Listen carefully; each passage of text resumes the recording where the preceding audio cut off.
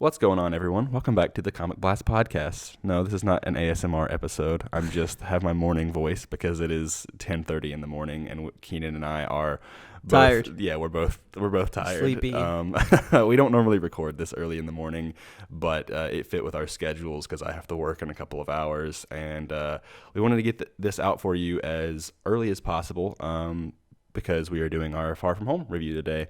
Not our Dark Phoenix review, unfortunately, but that'll come up. Yeah, next week for sure. Before we get into all of that, though, I would like to mention two of the giveaways that we are doing. One is being held on Instagram, which is for the Sam Raimi trilogy on Blu-ray, and also the Homecoming. Not trilogy, just Homecoming Blu-ray. Not yet. Homecoming as well. And you can check out our Instagram, which is at comicblast_. That's also our Twitter, but that's just another thing. If you want to go follow us on both of those. And on one of our more recent posts, you will see all of the details on how to enter into the giveaway for that. We're also doing another giveaway on Apple Podcasts. So to get this right, we are giving away two sets of codes for the amazing Spider-Man duology, as I like to call it, because we never got the third one. I cry. Then just a Homecoming code, and also the Sam Raimi trilogy digitally, which also includes Spider-Man 2.1, which is the extended cut for Spider-Man 2, and then the editor's cut for Spider-Man 3. So technically 5 movies, but if you want to just leave us a review here on Apple Podcast, you don't necessarily have to have an iPhone or anything like that. You can just hop on over and leave us a review, and we will randomly select some winners to give out those codes. Anything else that I have failed to mention? Nope, you nailed it. All right, awesome. I'll tell everybody I screwed up on. We're recording this for the second time because Grayson said we're not doing spoilers at the beginning, and the first thing I do is spoil something at the very beginning. Yeah, of recording it. So it just happens with the early morning, but it's it's fun. I'll kill him later. Let's jump right into this review. So I guess I've seen it twice, and you've seen it once. One time, yeah. And I'll say, like, watching it a second time didn't really change that much for me, which I thought was, I thought was pretty good. Like, yeah. I didn't it didn't get worse or better necessarily. I think it's good when it's at least safe when it stays the same. For sure. So you only saw it once, but we're going to start off here with our non-spoilers, and Keenan better not spoil it this time, I swear to God. I will not spoil it. You better. All right, so what were your thoughts on this movie? So once again, I really like the movie. I really like the movie a lot. What did I say last time? I said that Tom Holland was still perfect in this role. I think he's a great actor. No doubt about it. Still shows that he is honestly, like, after this movie, I'm like, this kid's probably one of the better actors in the MCU right now. Dude, he nails it. Of all of the people acting, like, he's just so good at what he does. Yeah. In this role. And I think I like this movie just a hair more than Homecoming. Yeah. Because it checked off a lot of things that I did want to see. Mm-hmm. But also there were also some things from Homecoming that I liked a little bit more than this movie. Yeah, I'm the same way. So it's not the perfect Spider-Man movie for me. Oh yeah, definitely not. But overall, I thought it was just like a fun MCU movie. Yeah. For me, I think it's one of the better standalone MCU movies. I really enjoyed the action sequences specifically. That's one of the things that this movie did better than Homecoming, I would say. And I liked the action in Homecoming. I thought it felt like, we talked about it in our Spider-Man rankings, but I really enjoyed it because it felt more like a smaller comic book. There was a small run, I think it was a 12-issue run that they did called Spidey, and it was about just Spider-Man in high school, and it felt a lot like that, which I really enjoyed, as well as the Ultimate Comics, just less punching, because I think in Homecoming he doesn't punch a whole lot. He punches a little bit, but he uses a lot of his webs and stuff, which I think I like, because Tobey Maguire was more of a brawler, and Andrew Garfield was more of like an acrobat, and this one's kind of more like Tom Holland. You can tell that Tom Holland's Peter Parker just is still a kid. Like, he doesn't really know what he's doing. He's relying a lot on his powers, his spidey sense. I can't even recall ever seeing him throw a punch in Far From Home. Either one. in Far From Home, he throws some punches for sure. And Homecoming, I know he does, especially on the ferry. But it's just not a lot. You know, he likes to redirect people's attack, and he likes to mess with people because he's like, oh yeah, I've got all these powers, like I can just beat whoever I want, which I always thought was like a thing that they did in the comics when he was younger, which I really liked. So I'll say I'm kind of on the fence at the moment right now. I am not sure if I like it more than Homecoming or if I like it like a little bit less. Right now it's like I like things that Far From Home did in some aspects better than Homecoming, and I like some things in Homecoming better than Far From Home. I'm right there with you. Yeah. And like I said, for me, this movie might just be a hair above, mostly because of Jake Gyllenhaal. I'm a huge Jake Gyllenhaal fan, and I feel like he kind of elevates this movie. Speaking of Jake Gyllenhaal, this dude, like, I wasn't ever concerned about him, but I mean, he really goes all in for this role. Yeah. For it being his first comic book movie. He's having a blast with it, for like, sure. It comes so easy for him. Oh, yeah. Like, just acting. He's so theatrical in this movie. He's, like, really, you really, like, I guess, feel for him. And it's like, I don't know, you could tell he's, like, a professional, though. Just, like, as an actor. Yeah. Like, when he steps in there, like okay, so this isn't a spoiler, but Mysterio... he's kind of like the guy who knows what's going on, and everybody else around him is like, you know, what are these elementals creatures? And he just like, he always seems like he has control over everything. And he just feels like he's kind of like the smartest guy in the room, but like everyone kind of looks to him. And I feel like in a way Jake Gyllenhaal does that acting wise too, where he's just like the professional, like in this movie, and Tom Holland really holds his own too. I mean, never apologize for being the smartest one in the room. That's not a spoiler. That's just a line that he says, and I really like it. It was really cool. It's a really cool line. Yeah, it makes sense for his character. Exactly, and I mean, he's just such a standout in this movie. I know he plays a key. Like I think I really liked him and Peter's relationship, like the way they play off one another. You can tell that they have like. You can tell from the press tour that they have really good chemistry off of one another, and like they have a really good friendship, and you can really see that play off throughout the film, which I really like. Kind of filling that void for Tony Stark. Sure. Which I think we should talk about that. Like, what did you think about all of like the nods and references to Tony Stark like throughout the world and stuff, and kind of like the aftermath of Endgame? You know, how does it bounce off that? I've been pretty vocal about how I get annoyed sometimes that the MCU is kind of shoved into Spider-Man's world a lot. It didn't really bother me for this movie, and I think it's something that's necessary. I'm kind of learning to accept that this is a different Spider-Man who has to be a part of this bigger universe. And I'm not going to necessarily get the stories that I want that are like disconnected from everything else around him. So because it's coming straight out of Endgame is something that's necessary to the overall. I mean, if they went into this movie and just like completely ignored the whole thing, you'd be like, what the heck? I'm like, this kid should be dealing with stuff. It's definitely a follow-up to Endgame. Exactly. So it didn't really bother me that much, and I know a lot of people had concerns about it, but I think the way it plays off the MCU, I'm trying to be very careful to dodge like spoilers and stuff, but I think it integrates into the MCU.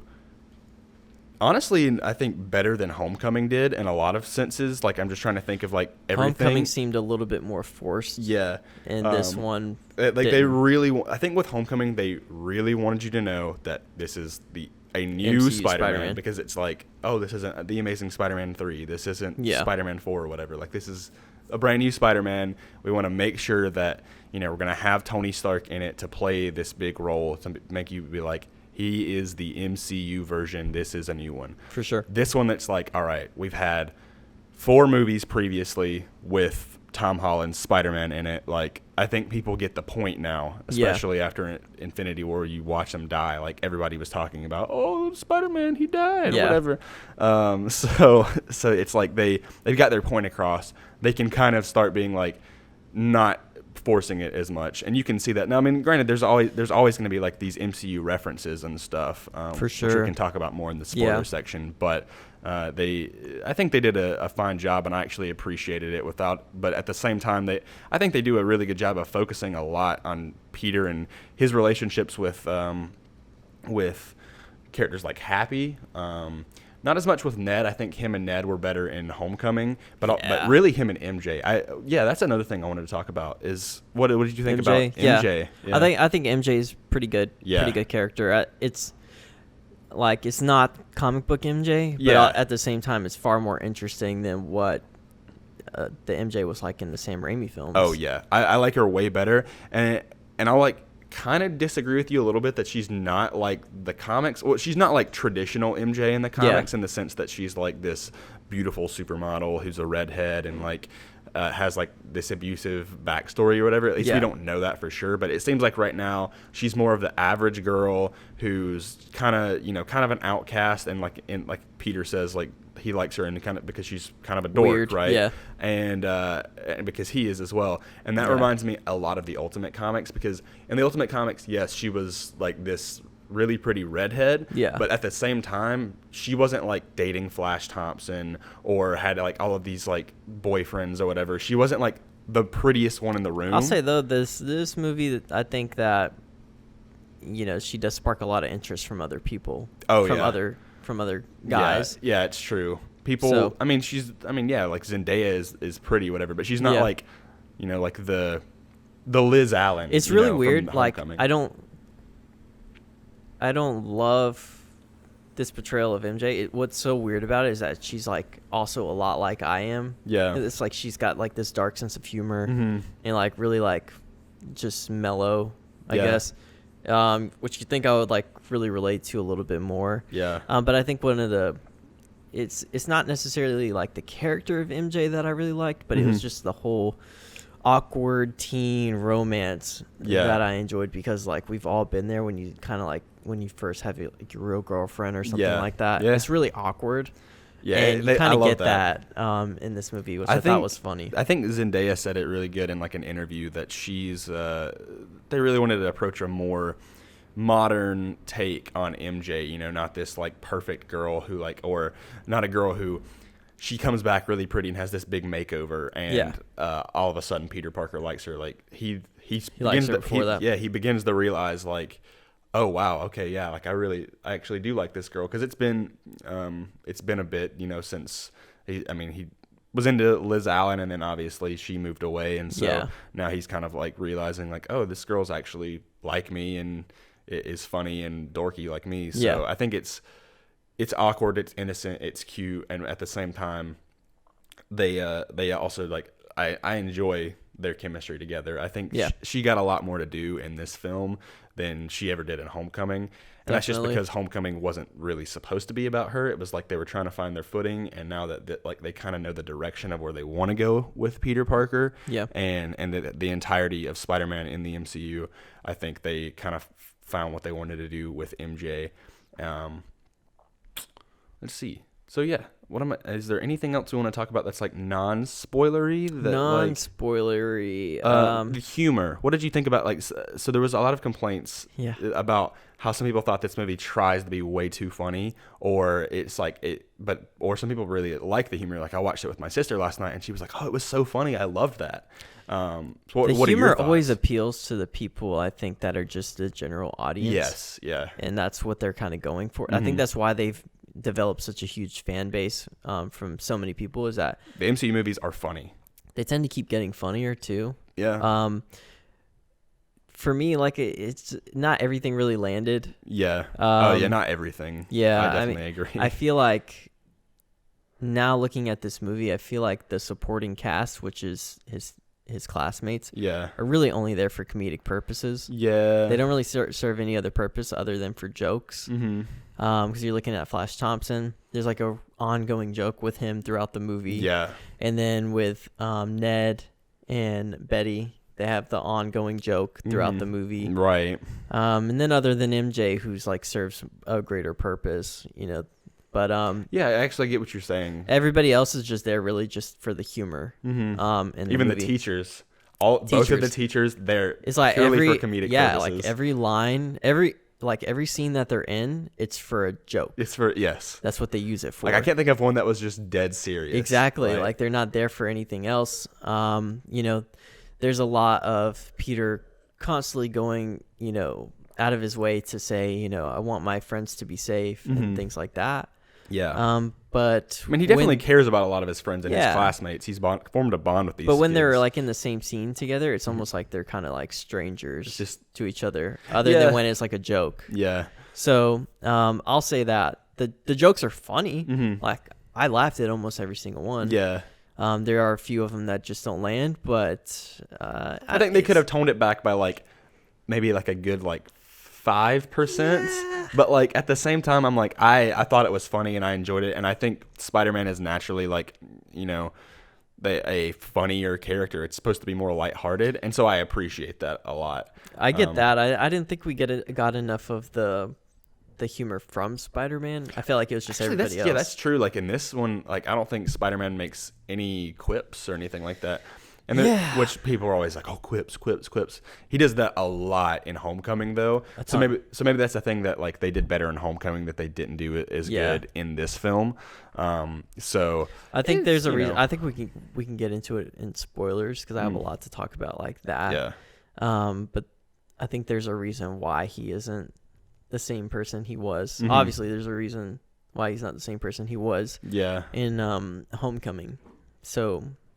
Yeah, so we went through humor, we went through action is much better. Action, kind of like relationships and characters, overall plot, I guess. What were your thoughts on the story? I thought the story was pretty good. Yeah, I enjoyed the story. I think I liked, it's so weird, but I think I liked the Vulture storyline with Spider-Man more.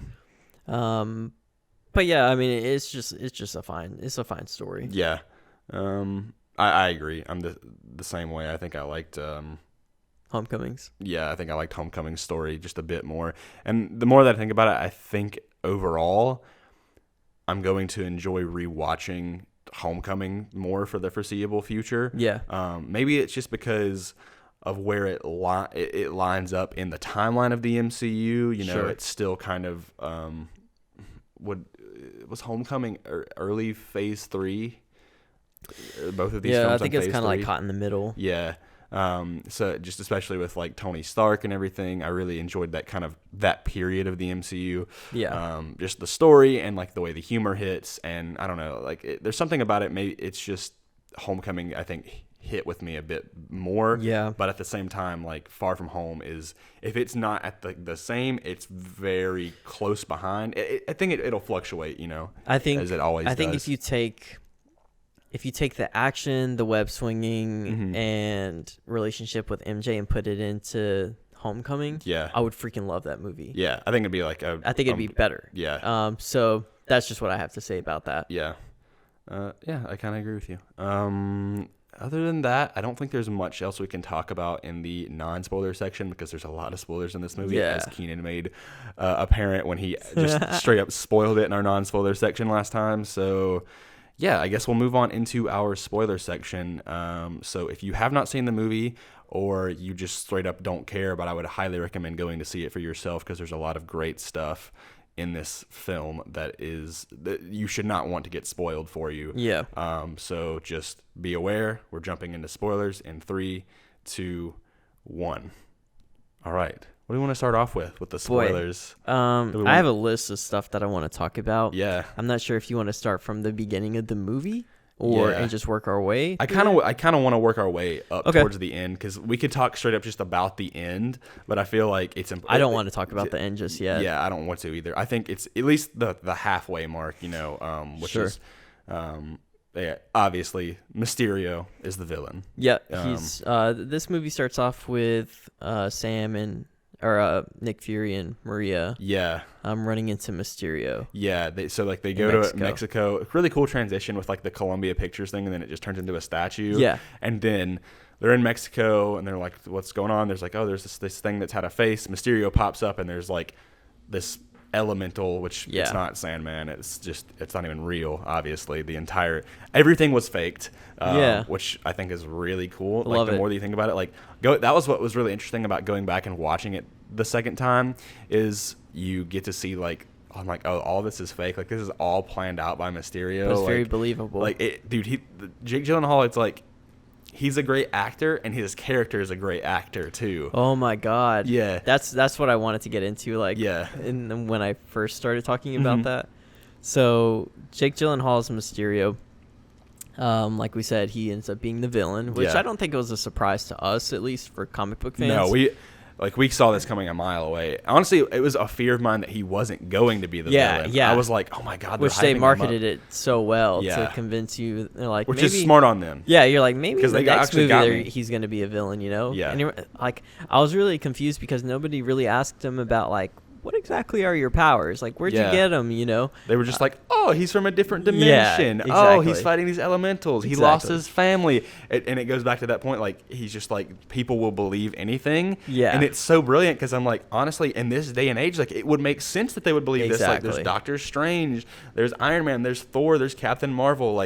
Of course, there's this guy from a different dimension who has these different powers and is fighting these people from Avatar, The Last Airbender. So it's really cool, how they played it out. I don't want to. This isn't towards the end. It's kind of that halfway mark with the twist. Sure. But when they're in that bar and they're all of his crew is together and they're a lot of people I've seen back and forth. They don't like this part or they do like this part. I really liked it. Oh my God, dude! People don't like that part. They were like the exposition dump. They don't like that as much, and I'm like, I think that's so Mysterio. Yeah, that's 100% Mysterio right there. Yeah, he's just this weird theatrical, over the top character that's just really quirky. Yeah, and when Jake Gyllenhaal started getting into his speech, I'm like, oh my God! It felt like. It's kind of corny, but at the same time, it felt like they're ripping dialogue right off of a comic book page. It's cool. I think the way they did it is really cool with the toast, you know? Yeah. One of the biggest parts of that entire thing, though, was how they connected everything, and especially when they got the guy from Iron Man 1 who apparently he played Ralphie in A Christmas Story. Yeah. But he was just like, Tony Stark built this suit in a cave. Yeah. With a box of scraps. I was like, oh my God, that's so awesome. They brought that back, and he's just like, all right, cool. Now he works for Mysterio. I want to say one thing. I want to get back into the beginning, but I want to say one thing. That transition when it showed Jake Gyllenhaal behind the curtain. Oh yeah, I don't know why that made me laugh. It made me laugh because it zooms in, it goes black and white, and you're like, it's like a detective movie, you know? Exactly. I don't know if it was supposed to be really funny or not, but I took it as funny. I thought it was funny too. I'm not sure if it was being serious, but it was so cool that they connected it to the whole barf thing. He created that tech, which is good. I'm glad he didn't just steal it from Tony Stark. Sure. And just be like, oh yeah, I just have this guy's tech. No, he created it, which makes sense. And honestly, I think there's this thing right now, with the MCU Spider-Man villains, because right now Vulture and Mysterio are some of my favorites of all time, within the MCU. But it's cool that they I remember Jeremy Johns was saying how they get the common man, and they kind of elevate him. You really relate to them. Yeah, they've been screwed over by the higher ups. Honestly, Vulture and what's his face were both kind of screwed over by Tony Stark. I wanted to get into that at some point in time. Yeah, so I thought it was just interesting. Yeah, it's but still, it's cool. They kind of elevate it. It's not just this. It's not like a stunt man because Mysterio in the comics was a stunt man who just he started being Spider-Man and tried to be a hero. But I think it's really cool what they did with all of that. Let's get into the beginning of the movie because I don't want to just hop around. So it starts off with Whitney Houston's "I Will Always Love You," which, and with a crappy edit. From I thought it was so funny. I was so caught off guard though. Yeah. I was like, "What is happening? What is going on?" And then it gets into the high school little news. Yeah, the Midtown High newsreel thing. It was funny. I'll say that was one of the funnier things. I thought the funniest part is I was in the theater yesterday and I was thinking about it, and I thought this in the first time, but I was just whatever. They probably just don't know. Yeah. And this is why they put it. But in that reel, so it shows Tony Stark, and then it shows Captain America because it said in memoriam, and I was like, Captain America's not dead. Unless he passed away at some point in time since then. Because it takes place 8 months after. He just died like right after. Who knows? He was pretty old. He was pretty old. Still, though, I mean, I don't know. Either way. But I was like, they probably just think he's dead because he's not there anymore. And then it shows Natasha and then Vision. And what I love Vision about one it actually made me laugh. because it's really crappy quality. Yeah. Like, it's like this just like really crappy. It is like a JPEG. student edited the thing. And then it goes back to Tony Stark, and then it's got the birds. And then there is a thing, and I didn't realize this when we saw it the first time, but there's like an image that pops up right after the Tony Stark one, and it says Getty Images on it. Yeah, I saw that. Like with the watermark. Yeah, and I was saw like, like it's just so typical funny. thing Like, that would happen. So unprofessional. Yeah. And then they get into the whole newsreel thing, where they're talking about like explaining kind of the blip as they call it, which I think is a neat little clever thing. Because they don't know it was a snap, right? So, and then we see like everybody came back like 5 years later, and they were the same age, but people who stayed like aged 5 years. Yeah. He's like, now my brother's older than me. Yeah, he's like, my little brother's older than me. He's like, they censor it, and he's like, everything's crazy, man. Like, and she's like, no swearing. But I just love that intro part. Yeah. Like, it was really fun. It caught me off guard. Yeah. Like, it took me a while to kind of like get adjusted to it. Yeah. But it really kind of sets the tone for what the movie is kind of gonna be like. Yeah. So we go from that. We kind of transition into Aunt May and Peter at their, like, I guess it would be like a homeless shelter, well, or first, like a like food it's shelter. Peter and Ned, they're talking about, like, he's talking about his plan about being bachelors or whatever in Europe, and he's trying to like woo over MJ, which is a big plot for the first half, is him trying to like get with MJ, like trying to figure out this plan, which I actually really liked, because I remember like in my head, like, you know, trying to like come up with all these plans to, like, if I had a crush on some girl, like, oh my God, like, what am I gonna do? Like, how am I gonna try to talk to this girl or whatever? Like, even as early as like 6th grade, you know, like going on these field trips or whatever, like, you know, just trying to make this plan, which I thought was cool. You know, you can tell Peter really likes her. It's a typical thought process for a teenager. Yeah, I think so. Yeah, it's cute. It's like a cool little thing that they did. But then he's like at that benefit thing, which was like, it wasn't feast, but it was like some like very much like it. Yeah, it was kind of like that. I'm telling you, I felt like there was a lot of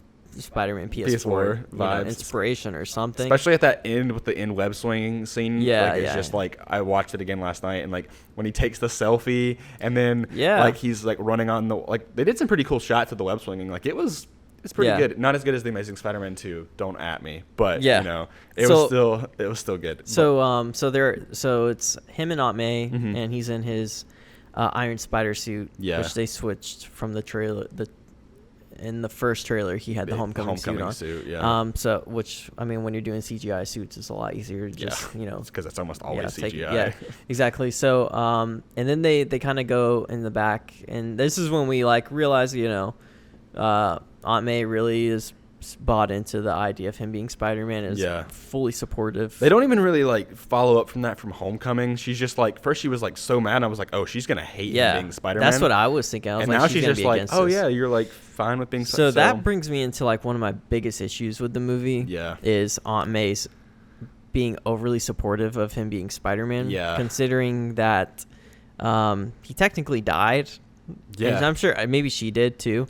But I don't know. I hate that she has failed to see how traumatic of an experience this has been for Peter Parker. And she's kind of just like using him as a mascot and like being like really supportive. Honestly, I'm not a fan of, I'm just, the more that you like bring that up, I'm like not a big fan of Aunt May. Yeah, it's like she's being overly cool with this, and I'm like, you failed to realize, like, this, it almost like it got to a point where when he was Peter was answering questions to the journalist, it almost turned into one of those Tony Stark Iron Man 3 scenes where he was having an anxiety attack. Like a panic attack. And I'm like, she does not see what's going on with this kid at all. I'm like, he just watched his mentor die, and he probably feels some sort of responsibility for that.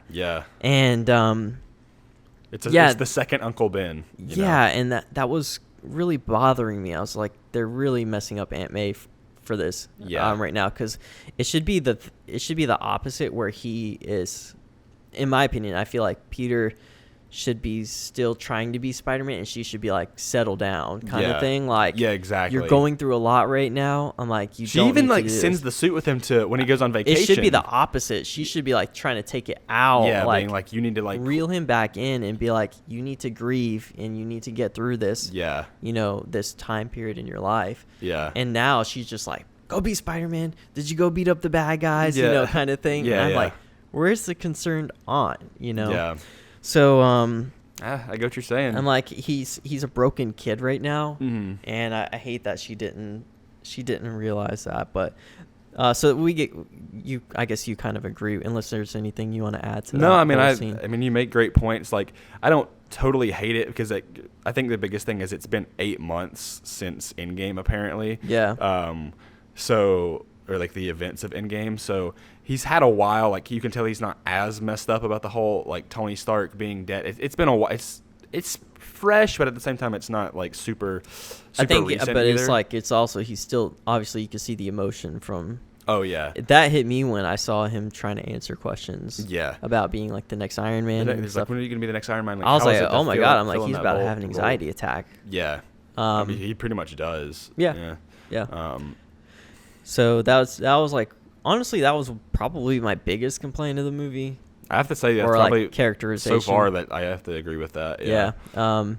But it's okay. Honestly, Happy was more of the consulting. Yeah, like and the mentor role. And yeah. That, like I love kind of jumping, not super towards the end, but before the final fight, he's like, you're not Iron Man. You're never going to be Iron Man. Like, no one can live up to Tony, not even Tony. Yeah. And I was like, that's really good, which I figured they were going to make that point in it. But it's cool that, like, it's weird because in Homecoming, Happy was, like, so, like, this Peter Parker kid. And now, like, you can really tell that, like, he can see what Tony saw in Peter. Right. And he's like, I'm going to, be there for this kid. And I really liked that kind of dynamic, whatever, kind of someone, like, it's not a traditional relationship in the comics or anything, but like I think it was neat and it served its purpose really well. So then, like they do the whole benefit thing and then he goes on vacation. And then it was like a sequence of like gag reels and like Venice, whatever, of like a bunch of different funny stuff. Sure. Like yeah. Flash getting like, I don't know why, like, is this just like a thing? I guess maybe I'm like too young, but he just gets like sucker punched in the nuts. I never got that. I'm like, is that a classmate or is it just like some random guy? Yeah, like they didn't really explain it. Yeah, which is like I said, every scene with the classmates and the teachers. Yeah, it's just there for jokes. Betty and Ned, obviously, like there's the whole plane sequence. They're like, oh, they're a couple now. Yeah, they're like this cringy like. Like I love you, babe. Oh, I love you too. You're so cute. I miss you. I miss you too. Like whatever, like we've all like we know that. Yeah, that typical like high school just romance thing. Yeah. And then like the teacher dropping his camera. The witchcraft. Yeah. Oh yeah. He's just like witches. Obsessed with witchcraft. Like it's so funny because I remember when he's looking at the text, it just says that he's looking up witches. Yeah. And it's like welcome to the new dark ages. When he's like later on when they're going back home, it was like. What is JB Smooth's character up with? Like, just really into he literally was just there for comedy. Yeah. But, guaranteed. Yeah. But he was really funny. Yeah. Everything he said was just really funny. Yeah, I actually enjoyed him and Martin Starr's character. Like, I actually really like that. What is it, Mr. Harrington? Yeah. Like, I just think it's funny. Like when he was talking about how his wife faked being dusted. Yeah. I was like. That was funny. That's sad. Though. Oh man, the poor guy. Yeah. And so there was like a big sequence of like humorous things, and it goes on throughout the entire movie with like these comedic scenes with the classmates, as you were saying earlier. And then Hydro Man shows up. Hydro Man shows up, and Peter tries to stop him. This is our first introduction to Mysterio. And there's like I think this action scene was really cool. Him kind of like he's following behind the trail, and it's like he's webbing up everything, which I thought was really cool. Like at first when he was like weaving in between like the falling building, I'm like, what is he doing? Is he saving people? Like what's going on? And then I realized like he's just repairing the damage. Exactly. And so like Mysterio is kind of doing all this, and Peter is like following behind, just like trying to make sure everyone is safe. I didn't realize, but the part where he's like he's making sure the tower doesn't fall, he actually pulls it to the right, and it was about to land on an orphanage. So, oh my god! Yeah, so he saved an orphanage full of kids, or at least what we think. Like so, and it was also cool. You mentioned like how you're concerned with like his identity and stuff like that, and that's a big thing. Mask but he put on like he put on the he's like, oh yeah, I can stick to he goes out of his way in this movie to try to protect his identity, which I really like. Yeah. Which ultimately we'll get into that later. Like, so he gets the reason he gets a stealth suit is because he doesn't want anybody to know that that's Spider-Man, which is really cool. I was like, I like that. So he becomes Night Monkey. Because I was always confused. I'm like, what's the point in this suit? I'm like, why don't you just use your normal one? And then they explain it. Ned even backs him up. He's just like, oh yeah, I read it's like a European knockoff of Spider-Man. Yeah, and she's like, what's his name? No, Night Monkey. Yeah, Night exactly. Monkey. So Ned already knows his identity, and then MJ comes to find out, or she pretty much already knows his identity. Honestly, I'm fine with MJ knowing his identity in this movie, but like, I just wish they just didn't show it in the trailers. Like, I feel like I like it makes sense that she's like, I'm the only one who really pays attention to you. Exactly. Like, it doesn't like, so it makes sense like, because she's always liked him. I agree with you. And so I'm like, it makes sense that she would guess. She would be the one out of everyone, the way she stalks him to realize. Especially in Homecoming, like she's always like watching him and stuff, like follows him with attention. And she's like, if she even explains, she's like, yo, yeah, Washington, when you just randomly disappear. Yeah. And then Spider-Man happens to show up when he's like been in New York this entire time. And as soon as we leave, he follows. Like, she's like, I totally guessed. And so even though when he tells her, she was like, I was like only like 67% sure. Like I wasn't totally sure. So really it's only like before this, you kind of had a big complaint that like too many characters are knowing about him too early on. It's just Ned and MJ. It's Ned, MJ, and then Aunt May. So like, and all the Avengers and Happy. Yeah. Well, I mean, it makes sense and that Sam all Jackson. I feel like it makes sense all of them and know. Mysterio. Oh my god. Okay, I get your point. Well, now everybody knows. Yeah. Everybody knows. So. But before we get into that, Spider-Man and Mysterio kind of team up, and then Spider-Man really, really trusts Mysterio. Yeah, they really did say it well. He's the cool uncle. Yeah, he's like exactly. I remember when really they're talking in Prague, and they're about to like take down the Molten Man or whatever. That whole sequence of things, and he's like, so me and Beck, and he's like, not Beck, Mysterio, and he does like the weird face thing, and Peter kind of like. Yeah. Which looking back on is like very psychopathic. Yeah. Like if you look back on it, like how when he said that, he's like, this is going to be like, that's who I am now. Like, he kind of like really embraced that. But he did it as like a joke. Like he was like, I'm very charismatic. But you could tell he was like, this is like my hero name. Yeah, like he started formulating this whole, identity now. But yeah, he trusts him. Tony Stark leaves behind the glasses. They're the same ones that were used in Civil War when he was showing off the tech. Either Civil War or Infinity War. Yeah. Like it's one of those sets of like the ones that he uses and like he has the nanites and stuff, but it controls Edith, which is this big whole thing, and he leaves it to Peter Parker. Which Peter's like, I don't want any part. He gets to the point where he's like, I'm not good enough for this kind of thing. He's like, I'm waiting, and which is I actually really like, because I think people don't understand, like you were going back to the whole Aunt May thing. Yeah. People don't understand. He needs a break. He needs this vacation. And at first I was like, I don't like this. He's like, he's rejecting his responsibility as Spider-Man. But he's been through so much. I'm like, he deserves even the smallest break. Like he was supposed to be gone for vacation for like a couple of days, like a week or something. I'm like, he can take it off. You cannot complain about it. Oh, I swear to God, people are complaining about it on Twitter how he didn't want to be Spider-Man. Yeah. I'm like, you guys are totally fine when Andrew Garfield took a little break after Gwen Stacy died. He quit being Spider-Man because he was so depressed. And it took he had to re-spark some inspiration in him before he came back. Even so I'm Tobey Maguire's Spider-Man. He didn't want to do it either. He was like, oh, I'm so sick of this. It's getting in the way of everything. He literally throws his suit in the dumpster. Yeah. So I'm like, it's a constant struggle with Spider-Man. We've talked about it before. Like he's always going to have this battle of like wanting to take a break and be conflict. Yeah, like his regular life versus his hero life. And so I feel like people nitpick way too much with the whole MCU thing. Sure, like I mean, even you have some complaints, and like it doesn't like derail my love for Spider-Man. Right. It makes me want to go start petitions or anything like that. Yeah. There's like a specific group of people on Twitter that are like, I feel like they constantly they're usually like the Raimi people. They're the Raimi people, and they're also like the PS4 people. Which I'm one of those people. Yeah. And I'm like, but you still like, you're level-headed about it, and you're like, you still enjoy a lot of the MCU stuff that Spider-Man has to offer. Like, I mean, for God's sake, we have Tom Holland, who's like the greatest Peter Parker of all time. Yeah. So yeah, and then after the whole Prague thing and like the sequence of like events of The whole glasses thing, like him getting control of Edith. This is one sequence that, like, kind of backtracking just a little bit, was the whole bus thing and him trying to, like, kill Brad. I was like, yeah. Well, because he wasn't trying to kill Brad. He's of course not. He's like, oh, Brad's a target, and then It was a like, very selfish thing to do, though. yeah, he got his picture taken with his pants down, which was also an incredibly awkward thing. Very, dude. Like Peter, which I thought was like super weird. Like I was like, it almost felt uncomfortable. He's like a 16-year-old kid with a grown woman. Yeah. And they I was like, this is really weird. Yeah. And even Peter's just like, this is really embarrassing. Yeah. Like, and so I was like, and then Brad just walks in and then just takes a picture. I'll say it right now. Brad is a douchebag. Oh my God. I hate that guy. Brad. Brad's the best villain in the MCU. Yeah. No doubt about it. Best Spider-Man villain.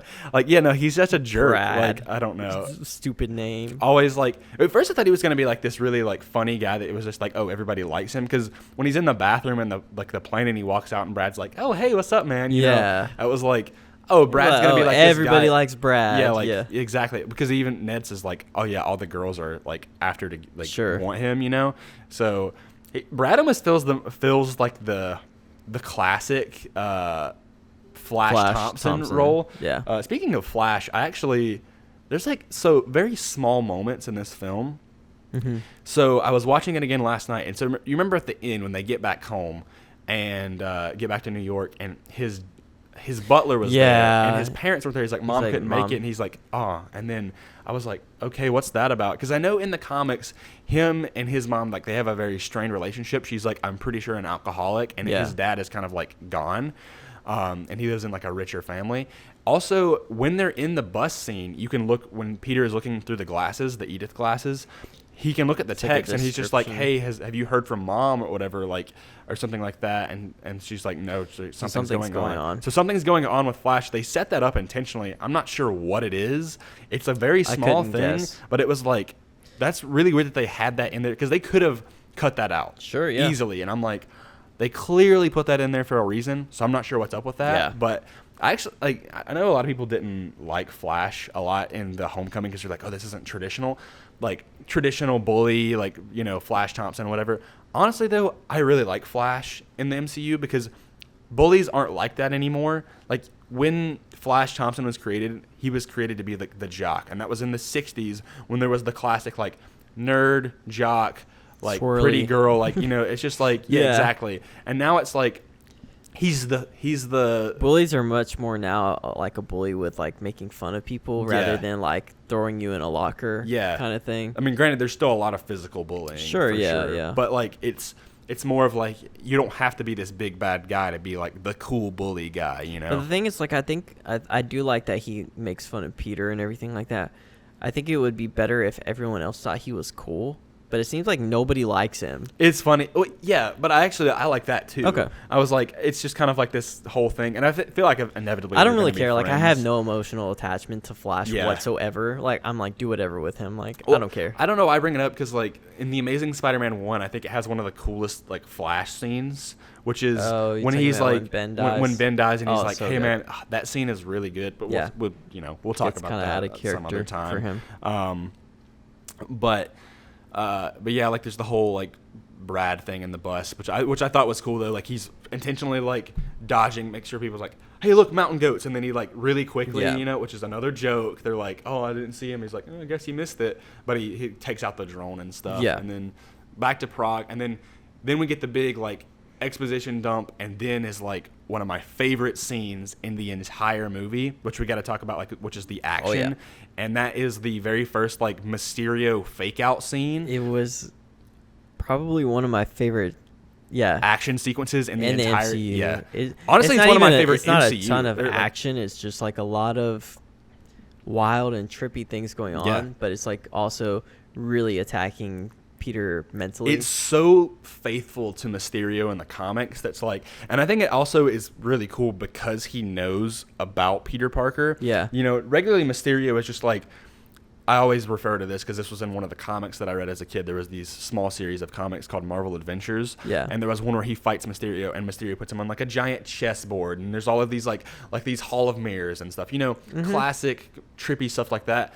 But because Mysterio knows who's Peter is. like, yeah, who knows his Not identity, Spider-Man is. he can really play with like his emotions, Yeah. especially regarding like Tony Stark and his failure and stuff like that. When the gravestone popped up, did you think it was going to be Uncle Ben? I thought it was going to be Uncle Ben. Me too. I was like really hoping it was. Yeah. And then it wasn't. See, I think it would have been really cool is if it showed 2 gravestones and it had Uncle Ben's and it had... They still just try to avoid Uncle Ben in these films. The only thing that they acknowledge, which is the closest they've ever gotten to saying Uncle Ben's name, is Peter's briefcase says BFP, which is Ben Parker. Which you picked up, which I thought was cool. And I believe that briefcase may have popped up in Homecoming as well. Mm-hmm. I'm not sure about that, but I think it did. But that's the only thing that they've ever said Ben's name before, and that really like kind of upsets me.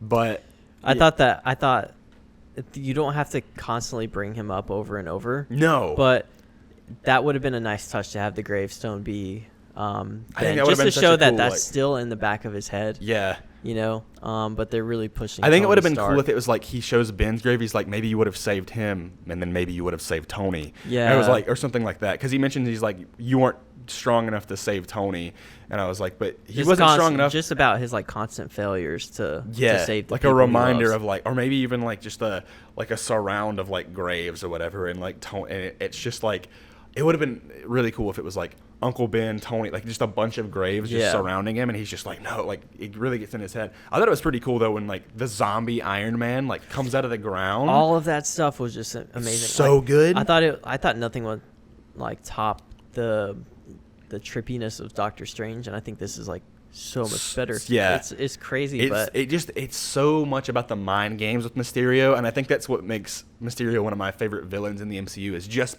because of that alone. Yep. Is like it's such a different villain than straight up. Because he's not a superpower. Full guy or anything. He's like, just a smart guy. That's what I'm like saying. People always say if you get your hands on Mysterio, one punch, he's out. He's just a normal guy. But because he has all of this stuff, he can constantly play with Peter's mind. I like how also like he switches between the different suits, and then he has like the homemade suit. He's just like, you're just a kid in. That was one of my favorite parts is when he popped up in a sweatsuit. Yeah, he's like, you're just a kid in a sweatsuit. Yeah, exactly. I was like, that was one of my favorite parts. So I love that. Yeah. Homemade suit. Yeah, the homemade suit is one of the coolest things, and it just kind of diverts back to him being like not good enough. Also, there was one little detail. So when it shows like, you remember the gigantic Mysterio statue? Yeah. On the ground, I don't know if I was going to point it out, but there was a lot going on, so I just was going to wait until we did this. Sure. But on the ground, there's a fallen Captain America statue. Like, and I'm pretty sure like next to it is Thor as well or something like that. But like, it's supposed to be like, oh, Mysterio is going to be like the new like hero. He's going to trump all these like, no, everybody's going to forget about these, and like, Mysterio is going to be like the new guy, right? It's just such a modern take on Mysterio, but it's also very faithful to the comics because that's all he wanted to be. He wanted to be the hero, and he did everything that he could. So we love Mysterio. We love the actions. Mysterio ends up dying, as far as we know. Yeah, it's like, you mean in the entirety of the film or just in that one sequence? Entirety of the film. Okay, so I've seen a lot of debate back and forth of whether Mysterio really lived or died. Yeah. I could honestly see it going either way, yeah. Because on one hand, like, I feel like he could have hacked into those Edith glasses and could have been like, he could have honestly lied with like the audio and stuff, because Peter can hear whatever he wants. Like, clearly we can see that, like, he can straight up like flash holograms into his face, and we see at the very end, obviously, like, Beck had this entire plan, and his crew uploaded this so that they could reveal Peter Parker's identity. But I still don't want to get into that quite yet because there's still a little bit more. Okay. I thought one of the coolest things, though, is like, you think about it from that scene that we were talking about, our favorite scene with like the whole trippy Mysterio stuff, is that entire thing was fake. Like, from the moment that Peter Parker gets into the car with Nick Fury, Nick Fury was never there he wasn't there the entire time. He gets into that car, they go into the building, then, like, dude, he plays it out so well. He makes him think that Nick Fury gets shot and that everything else is fake. So he's like, oh, he's playing with me and Nick Fury. And so then Nick Fury gets shot, and then Spider-Man has to fight him. And then we see, like, Nick Fury gets back up and shoots Mysterio. He's very much like a director of his own movie. Exactly. Like, he plays it out exactly how he wants because he's trying to get this information that, like, who did you tell about all of this? Because I have to kill them. Like, they can't know now. So, and obviously it was MJ, Ned, and possibly Betty. We just didn't know. So that's what he says. So then, like, when Nick Fury walks up, and like he that's all he was trying to get in this entire sequence was just to figure out who it was. So Which I definitely thought was real Nick Fury. Yeah, like Nick Fury or Mysterio. No, I thought it was Nick Fury. Like, oh, you thought it was the real Nick Fury? I thought it was him. Because like they go into the office room and he's like, "Who did you tell?" Like kind of nonchalantly, and then he was like, he could tell he wasn't gonna say anything. He's like, "Oh yeah, Mysterio's here," and then it's like towards the end when Mysterio like dies and gets shot by Nick Fury.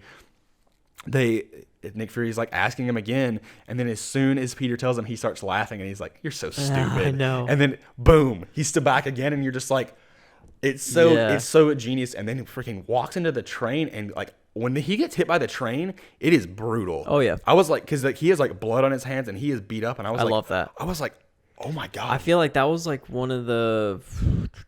I mean, he got pretty beat up by Vulture, but I like that they're not like holding anything back. Mm-hmm. Like I was always afraid that because he was a kid that they would try to avoid him like seriously getting hurt. Yeah. And like he really got hurt multiple times in this movie too. Yeah. He's like getting stitches from Happy or whatever, and he says it's like, I thought you had super strength, and he's like, yeah, but it still hurts. Oh, it was one of the best scenes. Yeah, that whole thing, because we can kind of transition to there. Yeah, because like he goes to the Netherlands, and then Happy comes and picks him up, and he realizes he messed up. Yeah, and it was I really liked that entire thing. He's like, even before they get on the plane, he's like, wait, I need to make sure it's you. Mm-hmm. He's like, and then so it was the whole thing about like when they go to Germany, and he was just like, oh yeah, like you didn't know that it was like this movie or whatever that like I rented, but I could tell from the price. Yeah. And you're like, only Happy would know that, you know? And then there's the whole talk about him not being like, he's like, you're never going to be the next Iron Man. Like you never were going to be. You don't feel like you have to fill that role. Like, but Tony didn't do what he did unless he knew you were going to be around to be here. And then the whole thing of like Peter's like, all right, I'm gonna kick his ass then, and so they build the suit, and I think it's really cool. Like one little neat thing is like he could see what Tony saw in Peter is like when he's watching him build the suit, and he's just looking, and Peter's like, what is it? And he's just like, nothing. It's like he's kind of like Tony. Like, gets that vibe. Like he just gets that vibe of like when he just when gets working straight to work, and he's like so confident in what he's doing and everything like that. And then the AC/DC song, like Back in Black, comes on. I love Led Zeppelin. And Led Zeppelin, I was like, oh my god, so good. That's another thing. This is just a small thing. We'll get right back into it. But when Nick Fury gives him the glasses, and he says this quote, like something about like the crown or whatever, like it was kind of, I think it's a Shakespeare quote, but I don't know. Yeah. But because honestly, this is kind of relatable. He's like, he's like, Stark said you wouldn't get that reference because it's not a Star Wars reference. Yeah, and I was like, yeah, that's about right. Yeah, that's good. But then they have like this whole plan with like London and stuff. So really, can we go back to the suit real quick? Yeah. Okay, so I love that suit, by the way. Yeah. Like it's one of my favorite suits. I know you're like kind of iffy on it. Yeah, I don't know. It's like, for me, like I really like the design and I like the texture of it, but I'm kind of old school with my red and blue. Like I like the red and black, but I don't like when Peter Parker per se, that was a lot of P's in there, has to wear, like when he wears red and black, like I really like the Superior Spider-Man suit, but that's because the red and black makes him kind of look a little bit more menacing and darker, and that's because Otto Octavius is a more darker Spider-Man. And so that's when I like the red and black, but I always liked when regular Peter Parker wore the red and blue. Sure. I think what I liked about this, though, is that this is the first time where, other than the homemade suit, he gets the design. He gets to design it however he wants to. But I kind of like just a minor complaint, I guess. Not even a minor complaint. One of my bigger problems actually with like MCU Spider-Man. I know we're kind of like getting short on time. But is the fact that he has so many tools easily accessible to him to like if he needs to, he can call up Happy and get a freaking private jet to wherever exactly he needs to. And I was just thinking, like, this was on my way home after the movie, and I was like, you know what? I would really like to see that dumpster diver Peter Parker who doesn't have a ton of money. He has to craft his own things. And because it's a big part of the comics and animated and everything else is that he doesn't have a lot of money, you know? And I think that's like one of the things that like a lot of kids can kind of relate to is that they don't have this stuff accessible to them. It's like they're freaking like there's a ton of broke kids. Even like as my family, we were kind of broke growing up, but you know, it's just something that we Peter Parker was always supposed to be like the everyday kid. Exactly. You know, like, and now it's just like, you know, let me walk into this lab or like this freaking private jet private jet where I can create this suit, go through all the designs, get all of whatever I need, have like my own custom parachute. And that's why I think like the Russos really, they always find a way to nail these characters. And when he's like dumpster diving for like little parts and stuff, I'm like, I would have liked to have seen that. You know, I would like to maybe eventually, like as he gets older and he has his own freaking like lab and he's, you know, gone through college, he's doing these things. But now, I mean, like whatever he needs, he can get it. Like freaking Happy wrote this giant check for the whatever food bank or whatever they're doing over there. I'm like, they're going to be fine on money. They're going to be fine with whatever they need. So that's just like one of my complaints about this version. I think the biggest thing is I'm wondering because of the ending of this movie, if that's going to affect any of that, because we don't know who's going to believe him and who's not. We'll get into that a little bit later though, because I really want to talk about that. Ending. Let's go to the ending then. So I just want to talk about like another really cool fight sequence. Like the action sequence with the whole London Bridge scene. And especially when he like closes his eyes and does the whole spider sense thing, like I was watching that again. That scene was awesome. Like it just everything goes black. He closes his eyes and he's like, "Okay, Peter Tingle," like because now he's just accepted as like people call it that. Obviously, it's his spider sense though. And then he just like destroys these drones. Like it's so cool because like you don't even see them in the scene necessarily, until eventually like everything kind of visualizes itself because the holograms are going away. But like he's doing like flips and like punches and destroying all of this stuff and like just purely relying on his senses and not on his like eyes, you know. That's why I say like very Daredevil thing. Yeah, exactly. That's why I always say I'm like if they could have stuff like that in Homecoming, that'd be like a perfect movie for me. But I'm happy that they finally have got around to doing stuff like that because it's just one of the coolest scenes. He ends up getting over to Mysterio. He gets to Mysterio and then he beats him and then the Mysterio I was faking him again with the whole thing, which I thought was still like always like on like deception, and then tries to shoot him but like Peter reacts last minute and like pulls up the gun, which I thought was like at first I was like what just happened, and then I realized like they show it, and that was really cool. And then that's pretty much the end of everything. Like Mysterio dies and he's like, is this real? The Edith glasses say it's real. And he shuts off all of the drones, and that's the end of that. And then it gets to the end. They go back home, and that swinging. It made me so happy. I was just smiling the whole time. The swinging montage, and he swings like with MJ in New York. And it's funny because like she just hates it, like because they always like show the girls in the movies like, oh, I love this, you know. And then in this one's just like, but like it'd be terrifying to be honest. Like, if you're not Spider-Man, like. And you're not used to this, you're like, oh, you know, because you're not harnessed in or anything. And then the movie ends, the official movie ends. Then we get the first post-credit scene, which is like the true ending to the movie, you know, kind of like the, I mean. It really is the ending of the movie. Just like a cliffhanger. And people in my theater yesterday left. Like, but as soon as the credits started, they left. And I'm like, what are people ever going to learn? Like, I think maybe because Endgame didn't have any post-credit scenes, they were like, oh, I guess they're done with the post-credit scenes. I'm like, no, it was just, no, that's not how that works. But anyways, so then, we get one of the coolest post-credit scenes of all time in history ever. we see that that a news program comes on, and that there was leaked footage of Mysterio apparently being like attacked by Spider-Man. And that he's not sure why and everything. And then we get one of the coolest things ever, which is J.K. Simmons returns as J. Jonah Jameson for the dailybugle.net. And we freaked out. Like we were like, oh my God. Like and at first like they could have ended it there, you know, like it could have just been J. Jonah Jameson like reporting the thing, and that could have been the post-credit scene. But no.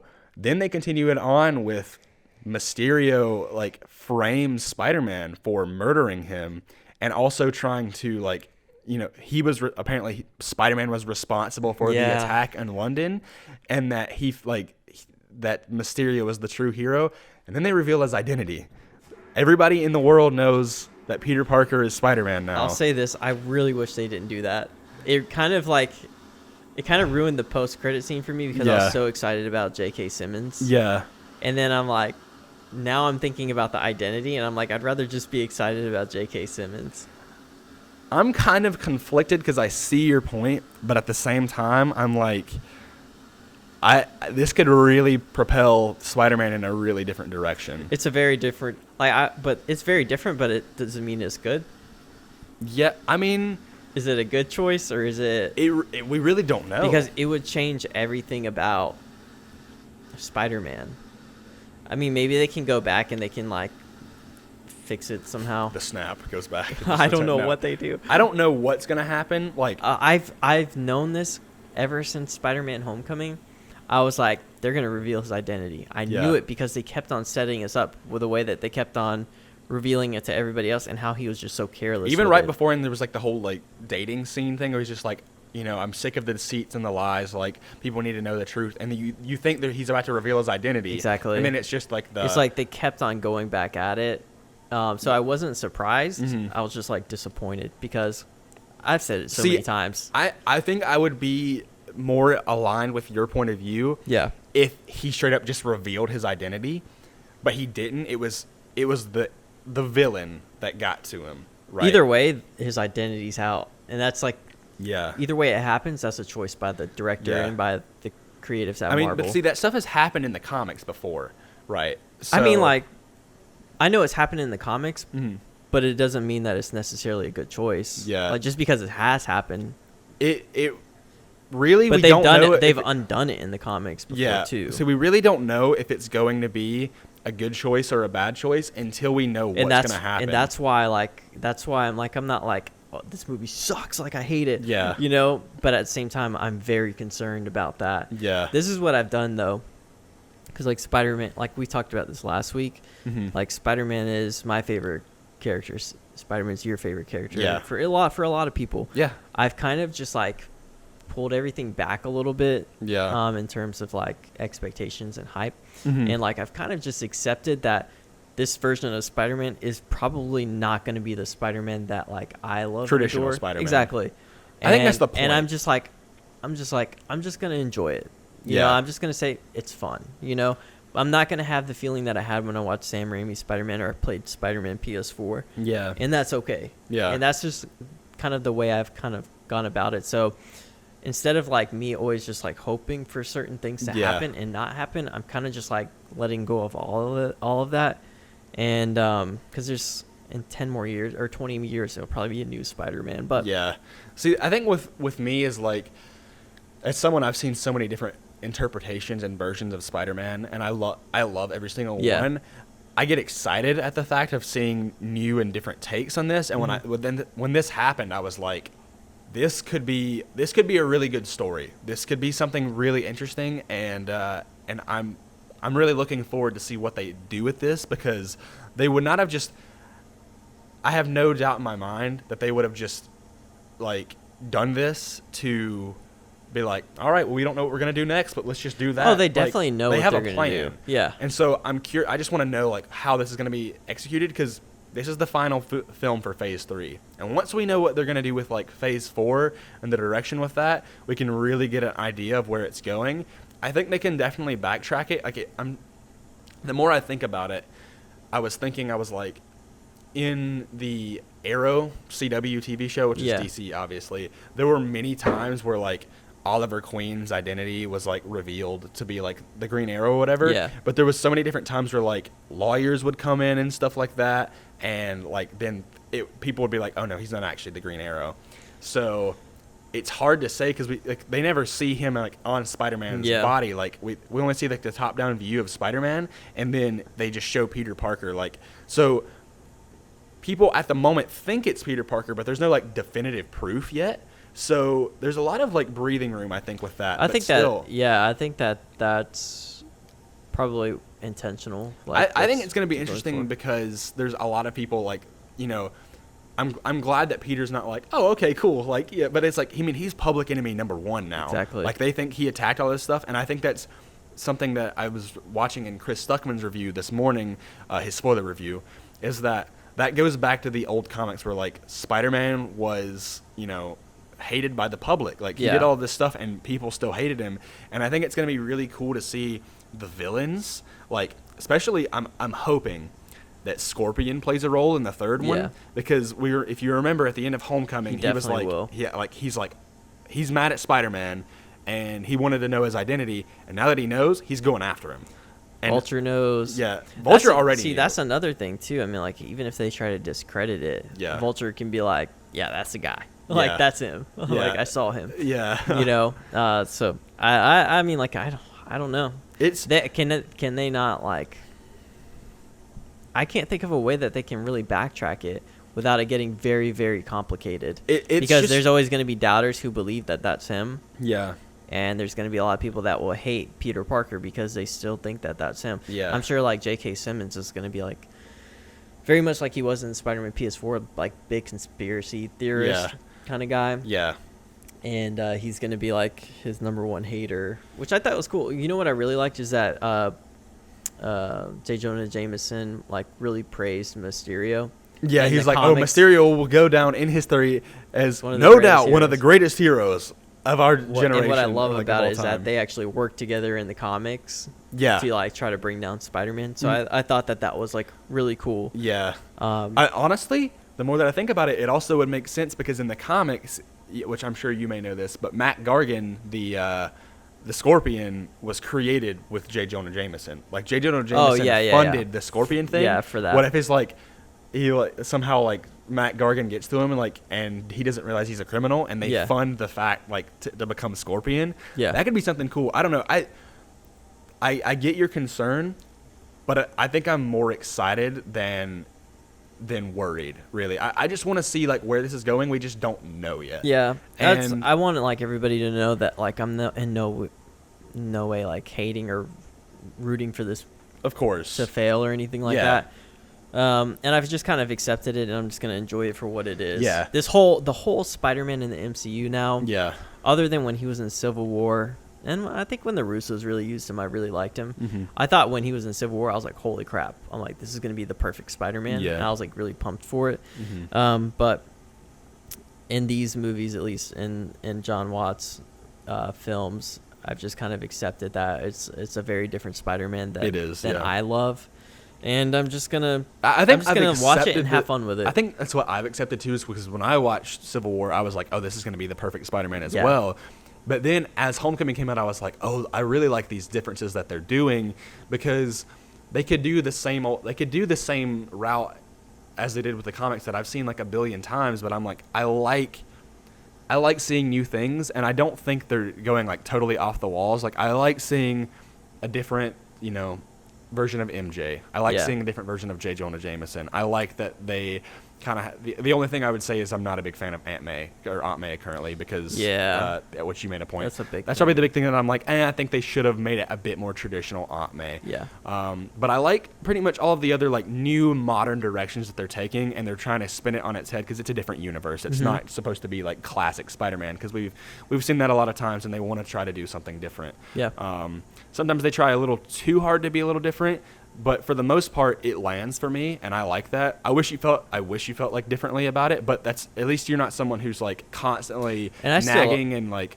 I still like this movie more than Homecoming. Yeah. So it doesn't defeat the purpose. That was my number 3. Homecoming was my number 3 before. Yeah. Out of all the Spider-Man films, so now this one may be my number 3, and Homecoming goes back to like 4. Yeah. I need to rewatch it more. I'd say it's like my number 3 or 4. I remember having more fun watching this one than I did with Homecoming. Yeah. So. I don't hate this at all. Like I want it to succeed, and I want people to enjoy it. Like I said on the podcast before, it was last week. I was like, Spider-Man PS4 is pretty much like my perfect Spider-Man. Yeah. And like I know that I'm probably gonna get like 2 more games of that. So like I treat that like that's my movie. Yeah. So I'm like perfectly content with that. I don't need every Spider-Man to be exactly how I want it to be. I'm happy with everybody getting their Spider-Man that they enjoy. So yeah. And I know there's tons of freaking kids who are loving this Spider-Man. Yeah. Like kids growing up. Like, I know for a fact, if I was growing up during this Spider-Man, I would like this Spider-Man way more than Raimi's. Because it's what I grew up with, He's also, like, whatever you grow up with is always going to be That's what you end up liking. Like, that's your version of Spider-Man that you look up to. Yeah. So that's why it's different for me. Like, but I can easily go back and watch Spider-Man 2 and just enjoy it and love it. Yeah. And just be happy with it. I think I'm the same way. Like you are, yeah, I know. I just enjoy everything. Yeah, you like all of it. And I'm like, I hate to say that because I'm like, I feel like I don't critique it enough. Like, sure. But I don't know. Like, I just like seeing different versions of Spider-Man. Yeah. You know, like I like seeing these twists. That's what I liked about Spider-Gwen. That's what I like about Miles. That's what I like about Andrew Garfield's Spider-Man. What I like about Spider-Man PS4. All of these different twists. I'm like, oh, that's different. That's cool. Like they keep it within the vein, as long as they're keeping it the element of Spider-Man. And I think for the most part, like the MCU does that for me. And I'm like, it changes what can be changed, and it sticks to what should be the same. I feel like, sure. and that's important to me. I think so. Yeah, I mean, overall, we're definitely running. We talked about it way longer than I thought we were. I was like 30 minutes, maybe 40. This is what happens when we talk about Spider-Man. Because I can go all day talking about I can do this all day. Yeah. But, I know. But yeah, it's Spider-Man. Yeah. And so overall, it's our last day of Spider-Man week. Yep.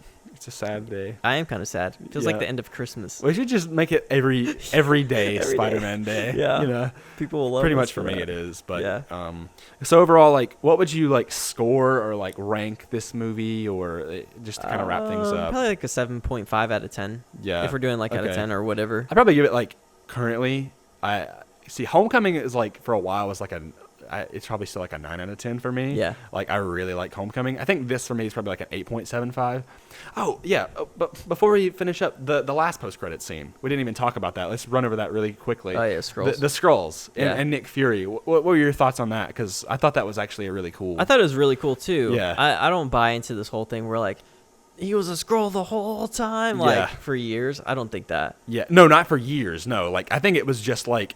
Probably since Endgame. I was about to say, I'm like, it's been 8 months since Endgame. Yeah. I was like, so Nick Fury was there. Like, that was the real Nick Fury. And then he went off into space, and Talos came back to fill in the role. Like that. Yeah. He hasn't been a Skrull this entire time. No, people are overreacting to this whole thing. No. Or maybe every now and then Talos did fill in for Nick Fury, and like, but not like the whole time. Yeah. I mean, because I was talking to somebody about this. I was like, I talked to a couple people about this actually, because Nick Fury had the Captain Marvel beeper at the end of Infinity War for the post-credit scene. Yeah. I'm like, only he would have that. Yeah, not Talos. Exactly. So I'm like, so he was around for Infinity War. Maybe there's parts in the past of the MCU that he kind of filled in. Yeah, I don't know, but I think it was purely the way I saw it is Talos was just Nick Fury in Far From Home. And I was like, maybe they're gonna kind of fast track Captain Marvel.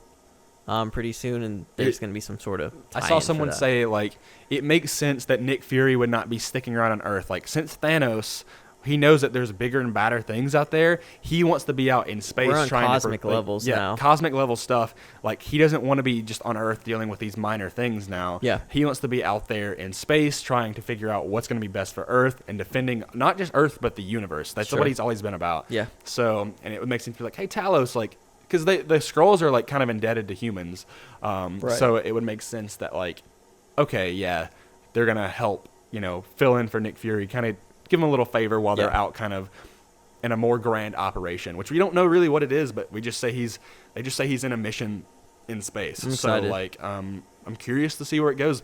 A lot of cool things are going to be in the future of the MCU. Yeah. I'm so ready for them to talk about like Phase 4. Announce Phase 4. Yeah.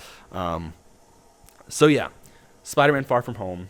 We probably should shut up about it now because it's been over an hour and 10 minutes that we've been talking about it. So yeah, we enjoyed this movie. We enjoyed it. I still need to see it a second time. Yeah, you definitely should. I think it's worth a second watch. But yeah, you guys let us know what you guys think about it in the comment sections of YouTube or on Instagram or on Twitter and stuff like that. And hopefully you guys enjoyed it. Yeah.